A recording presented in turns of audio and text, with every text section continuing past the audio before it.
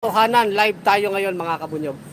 Pag-usapan natin itong boxing boxing gera patane bastusan po ni Alan Cayetano at Nancy Binay diyan sa Senado.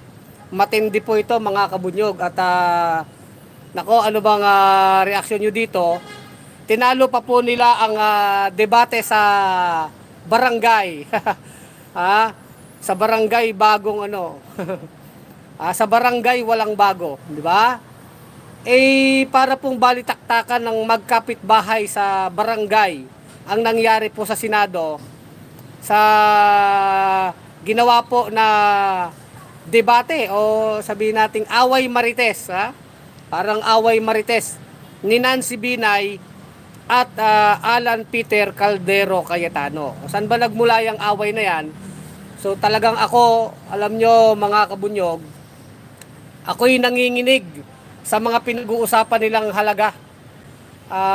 Pinagtatalunan nila dito yung totoong halaga ng bagong Senate building na pinapatayo po dyan sa may Taguig.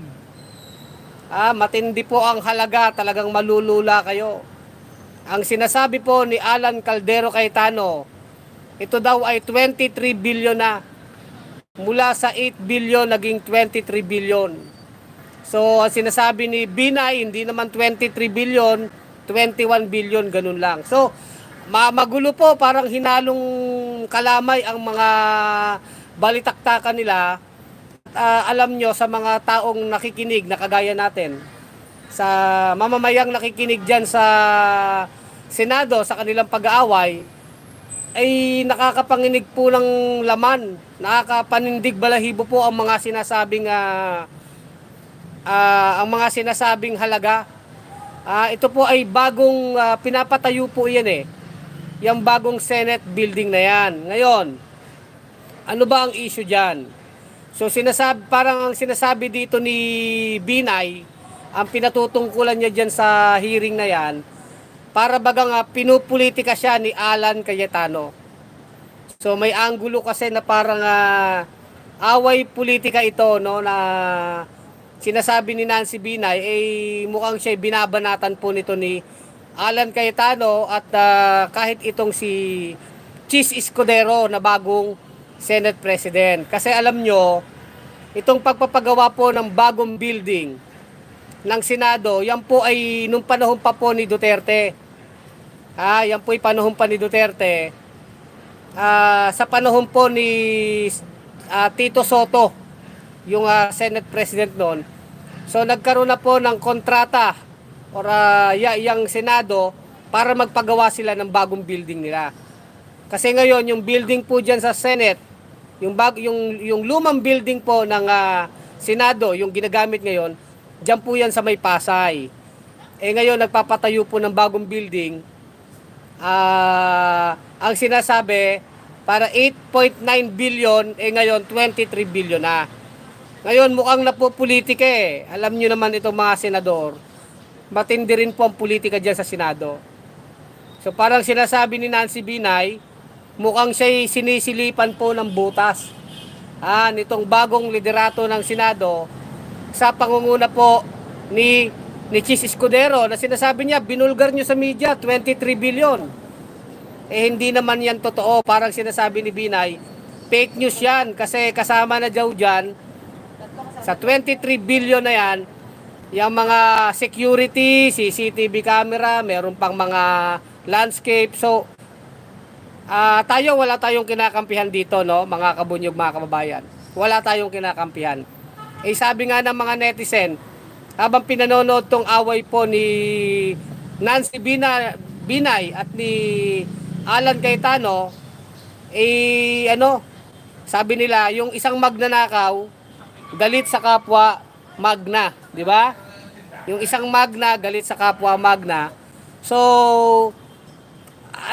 wala tayong pakialam sa politika ni Cayetano o ni Binay. Pero yun nga ang sinasabi ng netizen, nagagalit si Alan, mukhang nasilipan ni Alan Cayetano ng butas itong Senate building na bago na pinagagawa. Bakit nga naman umabot ng 23 billion? Kumbaga, yung unang plan hindi ganun kalaki pero maraming ginawang mga additional na mga design. So, mga security features, kung anik-anik po na nagpataas ng value nung building, nung halaga ng kontrata. Ngayon, ang pinagtalunan talaga nila dito, nung nagpalit po kasi ng liderato ng Senado, una pong nakalkal itong issue ng pagpapatayo ng Senate building. Na yung pagpapatayo ng Senate building, under po yan sa Committee on Accounts ni Binay. Yung internal po na finance ng Senado, Accounts Committee po yan. So dati na kay Nancy Binay yan, ngayon po, yan ay nalipat na kay Alan Caldero Cayetano.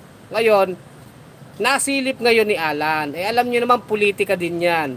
Ngayon, yung away politika nila, no, mga kabunyog, mga kababayan, nakikita natin, naglalabasan ito ng baho. Siyempre, ang unang nagpasabog dyan, nagpasabog ng utot, nagpasabog ng utot ng baho niyan, itong si Chis Escudero. Pagka upo niyang Senate President, sabi niya, mukhang ipare-review ko itong kontrata sa pagpapatayo ng Senate building. Kasi dati parang 8.9 billion something, umabot ng 23 billion. Kumbaga, ano nangyari? Bakit ganon? So, ano yan alam nyo, mga salitang politiko yan. Alam nila kung paano, sabihin natin babanatan o boboljakin yung kapwa politiko. Again, tayo, nililiwanag natin, tayo sa Bunyog, wala tayong kinakampihan. Binay man yan o Cayetano man yan, Subiri, Escudero. Ang sinasabi natin dito, nakakapanginig po ng laman ang pinagtatalunan ni Alan Cayetano at ni Binay, na ang naririnig natin ay bilyong pera ng bayan, pera ng mamamayan, nagagastusin dyan. Alam nyo, wala din tayong pakialam sa politika ng Makati at Taguig. Kasi alam naman natin, may mga ugong-ugong, o diba, nagkaroon ng territorial dispute yung Taguig at Makati. Nanalo nga ang Taguig dyan, di ba? Yung ilang barangay ba yun? Parang 10 barangay na dating nasa Makati, yung mga embo-embo na yan, napunta na sa Taguig. Yan desisyon ng Korte Suprema. Anyway, politika nila yan. So, lumalabas ngayon, may mga ugong-ugong, lalaban ang mga Binay mismo sa Taguig. Kumbaga ba, sasalpukin nila yung mga Cayetano ng Taguig, di ba? So kumbaga yung mga Binay ng Makati tatawid bakod ng Taguig kasi 10 barangay di ba? Ng Makati napunta sa Taguig. So anyway, local politics nila yan, away trapo yan. Tayo ang comment lang natin diyan, ano man, sabi nga ng mga netizen, ang magnanakaw galit sa kapwa magnanakaw. So having said that, ngayon, yun na nga. So, tayo kasi, ang punto natin dito, tama naman, busisiin. Tama naman, busisiin yung pagpapatayo ng Senate building. Kasi meron dun na isang item, may isang item doon, halimbawa, additional 700 million, isipin nyo kulang-kulang 700 million, ay ano lang po mga kabunyog, para lamang sa security features. Sabi nga ni Alan Cayetano, may punto, ano ba yung mga CCTV camera na yan? Kulang-kulang, I think 800 billion pala. 800 million, no? 800 million, ano na yan CCTV na ng buong Metro Manila yan. Oo nga, no? Bakit nga ba gano'n, ano? Pangalawa, yung landscaping po, yung garden siguro, yung mga puno-puno, mga halaman dyan sa bagong Senate building, 600 million additional po. Kaya anak ng tipaklong at pitong baka talaga ng mga drobo naman. Anak kayo ng mga drobo talaga. Anak ng para bang ang pera ay 5-5 lang. Sabi ko nga sa isang kabunyog habang kami nagbabiyahe, imagine mo yung 23 billion, 23 billion. Ang daming mga probinsya, walang matinong ospital. Ang daming mga probinsya, kulang-kulang ang mga facilities ng kanilang mga local universities. 'Di ba? Sa Mindanao lalo, sa Visayas, sa Luzon, sa North Luzon.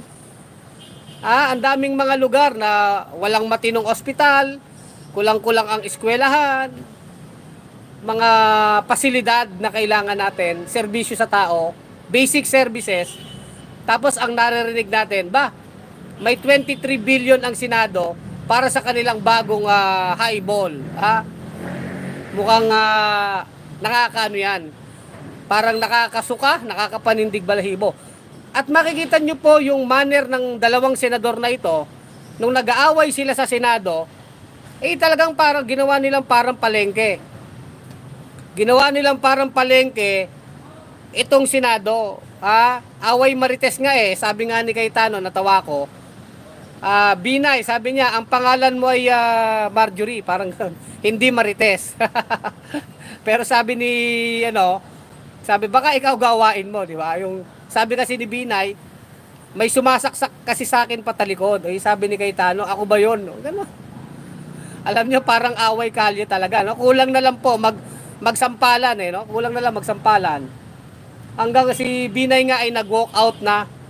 Bandang huli, nag-walk out si Binay So sabi ni Binay sa interview, naalala niya daw yung 2015 kung paano sinira ang pangalan ng kanilang pamilya. Wow, matindi ka talaga, Nancy, Again, wala tayong kinakampihan dito, no? Ano pa yung sinabi ni, ibubulong ko sa'yo, sabi ni Binay na ganun. Ibubulong ko sa'yo kung sino yung sumasaksak sa akin patalikod. Sabi ni Alan Cayetano, so hindi ako yan. Sabi ni Binay, bakit? May sinabi ba akong pangalan? Sinabi ko bang Alan Peter Cayetano, di ba? Baka ikaw kasi gawain mo kasi guilty ka, di ba? Ganyan yan di ba? Sinasabi pa ni Alan, ito daw si Nancy Binay ay nagpipid ng mga question sa media, pa-interview daw ng pa-interview sa media at si Nancy Binay daw ang nagbibigay ng mga tanong. Matindi talaga, no? Alam nyo, parang ano yan dapat calling kettle black, di ba? Parehas naman may uling, parehas namang may uling, Maalala mo, itong si Cayetano, nung panahong matino ito, nung panahong matino itong si Alan Cayetano, lumalaban to kay Gloria Arroyo kay Gloria Aruring, di ba? Si Gloria Aruring ng Pampanga na naging presidente, lumalaban itong si Alan Cayetano kay Gloria, tsaka kay first gentleman na Mike Arroyo. Naalala natin, ito yung mga panahong matino pa ang utak ni Alan. Pero nung panahon po ni Duterte, ni Canor, ay na-virus na rin ang utak ni Cayetano. Kagaya po ni Harry Roque, di ba? So, nung na-virus ang utak ni Cayetano, humimod na ng puwet kay Duterte, lahat ng katarantaduhan ni Duterte, sinang-ayunan na ni Alan. So, hanggang si Alan Cayetano ay nasangkot po dito sa mga Southeast Asian Games, yung kaldero niya. Alam niyo yung torch dyan sa Southeast Asian Game, o Asian Game ba yon? Ang mahal-mahal po, ilang milyon yon? 50 milyon, 50 milyon na parang hugis kaldero na isang beses lang naman gagamitin. At nung sinuri ng mga media, para mga lata-lata lang na mga yero, 50 milyon. Kaya nabansag ang ano yan kaldero, kasi mukhang kaldero. Winaldas yung pera ng bayan, 50 milyon. Naalala natin yun Alan Cayetano yan, tatak kaldero, At marami pa pong katarantaduhan na ginawa yang si Alan nung panahon ni Duterte. Siyempre, siya ang naging Speaker of the House. So kaya nga, kung nung unang panahon na si Alan Cayetano, nung panahong matino pa, binabati ko si Binay, masasabi natin kapanipaniwala at may kredibilidad. Diba? Kasi ikaw, kung malinis kang tao, may integridad ka, babatikusin mo ang mga korupsyon, pwede kang paniniwalaan ng tao na, talagang itong si Alan, anti-corruption ito. Pero ngayon sa record naman niya, paano naman niya babatikusin si Binay? Kung siya nga mismo may mga sabit-sabit din, di ba? Bagamat talaga tayo, hindi naman natin kinakampihan si Binay dito, kasi kahit yung pamilya Binay, may mga katakot-takot na issue ng katiwalian yan. Kagaya nung Makati City Building, na sinasabi parking lot lang yon pero ilang billion din yon, di ba? Nagkaroon po ng sabit-sabit dyan. At ito ang mahiwagang kontraktor dyan, mga kabunyog, mga kababayan. Ang kontraktor dito sa bagong Senate building ay kontraktor din dati nila Binay sa yung sumabit na building sa Makati. Yung Makati building na yan, yung City Hall na yan, yan din yung kontraktor ngayon dyan sa Senate building na bago. Yung Hillmark Construction ba yan? Hillmark. O, di ba? Nagkataon lang ba yun? Wow naman. At syempre, nung panahon ni Duterte, ang accounts, I think, nung panahon na nila Binay, ang accounts committee chair, si Nancy Binay, na napunta na nga kay Alan. So, alam niyan, amo yan lang ng baho yan eh. Pag naamoy na utot, itong isang politiko na baho ng kanyang kalaban, ibubulgar niya yung utot. Pero si politikong magnanakaw din, meron din siyang baho. Kaya lang, bulgaran ng utot yan. Ay, ang problema, nung nag-away po si Binay at si Alan Cayetano sa Senado, kitang-kita ng taong bayan yung boljaka nila na to the point na sinasabi nga napaka unparliamentarian. Wala nang mga your honor no? Talagang ikaw nanggugulo ka lang dito, sabi ni Alan kay Nancy, no? Panoorin nyo na lang. Talagang matatawa kayo. Circus talaga, ano masabi nyo? Kung nanonood kayo dati nung palabas ni Ami Perez, yung face to face. Naalala ko may palabas na face to face sa Channel 5 yun di ba? Yung harapin mo face to face. Parang ganoon, naalala ko si Nancy Binay at si Alan Cayetano. Parang wala po sila sa Senado. Mas maayos pa ang barangay hearing. Sabi, ikaw nanggugulo ka sabi ganoon sabi naman yan, hindi ako nanggugulo. Ikaw, gawain mo yan. Ang dami po, hanggang si Binay nga, nag-walk out na. Kaya itong Department of Public Works and Highways, sila yung resource person doon sa hearing na yon. Wala, nakatahimik na lang yung taga DPWH. Siguro nalilito rin yung mga engineer doon, yung mga USEC doon. Ano ba talaga ito, di ba? Parang anyway, at ang isang malaking doon, eksena pa, makikita nyo si Robin Padilla. Talagang nakakaiyak ang Senado ng Pilipinas. 3 lang yung senador na nandun nung nag-aaway si Binay at si Cayetano. Katabi ni Cayetano si Robin. Si Robin, binubuksan yung parang kahon. Kain ng kain po si Robin, walang pakialam Hanggang sa nagkainitan na nga tong si Binay, si Alan, sabi ni Robin, pwede po ba, Your Honor, na i-suspend na yung hearing. Walang yaka, Robin ka? parang si Robin, pachilax-chilax lang di ba? Walang kasilbi-silbi. Pinag-uusapan dito, bilyon-bilyon na pera ng bayan. Si Robin, pakain-kain lang po sa Senado Habang nagboboljakan itong si Binay at itong si Alan. Kaya malala po ang kalagayan ng Senado natin. At mantakin nyo kung hindi nag-away itong mga politikong to, mabubulgar ba to? Yun yung sinasabi natin. Ang mga politiko po, hanggat hindi nag-aaway yan, ang mga baho niyan, tinatakpan nila. Wala, silent sila dyan. Pero pag nag-away na ang mga trapo, magbubulgaran po ng baho yan. Kaya ito nakikita natin yung realidad. Kung mag-aaway-away lang lahat ng mga politiko talaga, maririnig natin ang lahat ng mga baho ng mga yan. Nakaw dito, overpriced. Tayo rin naman talagang nagugulat dyan sa 23 billion na yan. Pera po ng tao yan. Sabi nga, sinabi ni Alan Cayetano, 600 million para lang sa landscape. 600 million, mahigit kalahating bilyon. Landscape lang po yun. Ibig sabihin, yung Senate building, yung premises nun, tataniman ng mga halaman, landscape nga kung anong mga puno yan, 600 million na yun. Anak ng 7 baka talaga ng mga drobo. At yung security is 800 million mahigit. 800 million. Close to 1 billion na yan. Mga CCTV camera, baka plano yatang lagyan lahat ng ano eh. Pati CR, baka may CCTV camera, di ba? Yun po yun, mga kabunyog, mga kababayan. Kaya tayo, di naman natin talaga, wala tayong kinakampihan dyan. Talagang tayo, ang concern natin, pera ng bayan yan. Pero nakita natin, ano tayo na, nag-aaway sila sa pera ng bayan, di ba mga kabunyog? Pera natin yan eh.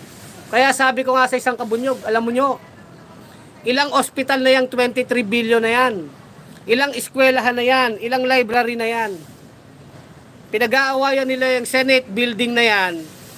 Pero ang daming mga ospital sa mga probinsya, walang ospital, walang matinong eskwelahan. Alam nyo, yung mga dialysis center, di ba, yung mga dialysis, ang daming mga kababayan natin, nagpapadialysis, ang mahal-mahal, dapat may mga ganyan. Ang dami pong serbisyo na pwedeng ipagkaloob sa tao kung magagamit ng tama ang pera ng gobyerno. Ito'y example po, mga kabunyog, mga kababayan ko. At ito'y isang maliit na bahagi pa lang ng mga dambuhalang korupsyon nila.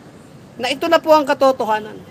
Kaya nga kahit yung pag-aaway ng Marcos Duterte na yan, pare-pareho po yan. Na may mga tinatagong mga bulok. Sana magising na tayo. No? Nakakaawa ang bayan. Abang sila si Robin Padilla, si Gilang doon, di ba? Walang kasilbi-silbi. Talaga, habang nag-aaway si Alan at itong si Nancy. Na alam naman natin din, ang motibo ni Alan Cayetano, politika. Tama din si Nancy Binay dyan. Politika po yan kasi maglalagay yung Binay at yung Cayetano sa tahaman sa mga kapangyarihan itong mga politiko na ito. Nakakalungkot po. Kaya tayo mga kabunyog, ito, paalala sa atin, ayan na. Kaya kita nyo, yung pag-aagaw po ng kapangyarihan kay Zubiri, makikita nyo yan, maraming traiduran dyan. Kaya nga itong mga politiko, kung yung kapwa nila politiko, tinatraidor nila, ang taong bayan pa kaya ang hindi nila traidorin? Madali lang sa kanila mag-traidor ng kapwa nila politiko, kasabahan pa nila yan. Taong bayan pa kaya ang hindi nila kayang lokohin? Di ba? Nakakapanginig ng laman totoo din, 9 billion daw. Sabi ko nga, hindi ba pwedeng simple ang mga building na yan? Ang daming building ng Pilipinas. Ang daming mga idle building ng gobyerno. Okay naman siguro magpatayo ng Senate building, pero 23 billion. Anak ng 7 bakang mga drobo naman yan. Maawa naman sila sa taong bayan. Ako nga naisip ko, mga ospital. Isipin nyo mga kababayan ko, yung mga ospital sa mga probinsya nyo, walang mga kama, walang kung ano mga facilities. Tapos mababalitaan natin, nag-aaway-away ang mga senador sa bilyon-bilyon pera ng bayan. Pag sila nagsenador, sila din mag-oopisina dyan. Baka napakalamig na ng aircon dyan 23 billion yan. Baka pagpasok mo sa mga opisina ng mga senador na yan, baka nagyeyelo na dyan, nagyeyelo na po. Di ba mga kabunyog, mga kababayan? Si Putin, Screaming Alan, sabi ni si Putin. Tayo, wala tayong kinakampihan dyan, di ba si Putin? Jennifer Borbon, tama. Tayo naman yung sa totoo lamang at kabutihan ng bayan. Ako naalala ko lagi, pag nakakarinig ako mga korupsyon, walang awa itong mga politiko na ito sa ating bayan. Wala silang awa. Madaming mga matatanda, walang mga gamot. Mga eskwelahan natin, kulang-kulang ang facilities. Sobrang daming pwedeng paglaanan ng pera ng bayan, no? Ang dami po mga pwede ospital, eskwelahan, mga kabuhayan na pwedeng itulong sa mga kapwa natin mahihirap, mga mahirap na Pipino. Ay hindi naman napupunta sa atin napupunta sa kanila at nag-aaway-away sila, mga buhaya sila mga makakapal lang mukha ng mga buhaya. Nagagawa pa nilang mag-aaway sa harap ng taong bayan habang pinapasahod pa natin tong mga buhaya na to, ang kakapal lang mga mukha. Kaya sana po sa susunod na mga halalan, eleksyon, piliin po natin talaga yung karapat dapat mga kababayan ko. Hindi na makagaya niyan. Binay, Cayetano, Estrada, mga Budots Revilla, Duterte, Marcos, Bilyar, si Bilyar, basta usapang lupa, talagang amoy lupa na eh. Wala eh. Gatchal yan. Piliin natin yung talagang maglilingkod sa atin, di ba? Ang dami po naman mga matitino eh. Ito mga recycle na apelido na ng mga politiko, silat sila na lang eh. Hari-harian, di ba mga kabunyog, mga kababayan? So, yun po. So hanggang dito na lang ang ating vlog. Ben-Hur Garcia nanonood. Kulek Soliman ang malupit sa katotohanan sa bunyog pagkakaisa. Mga kabunyog, mga kababayan, tuloy ang laban.